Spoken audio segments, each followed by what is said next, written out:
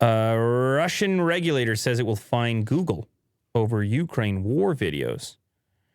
They say YouTube promotes the distribution of false content. Russia's communications regulator, Roskomnadzor,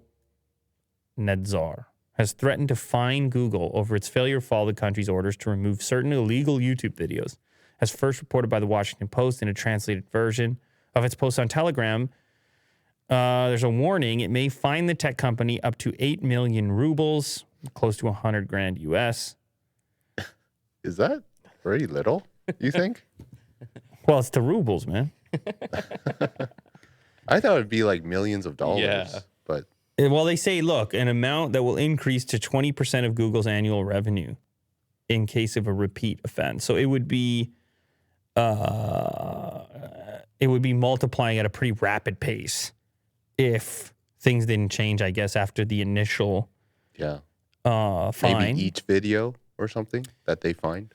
He says YouTube promotes the distribution of false content in what it calls the country's special military operation in Ukraine, accuses the platform of discrediting the Russian army. It also says YouTube houses extremist content with calls to carry out violent actions against Russian servicemen. Facebook was in a similar situation recently where they were saying we're not going to take down content that would normally trigger our hate filters, but we're not going to take it down in this one case relating to Russia. I don't know, man. It's all, what a mess.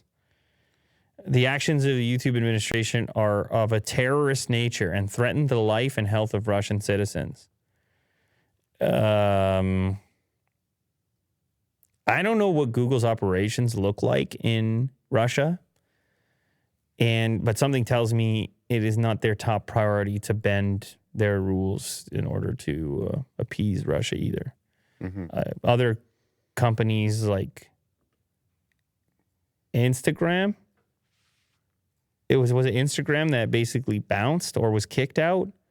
Instagram and Facebook. And and Facebook. Yeah, the influencers were really... They were pissed about it.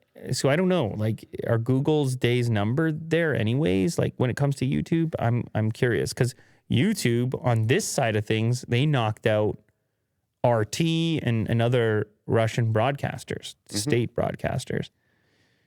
So I just can't imagine it's a rosy relationship at the moment.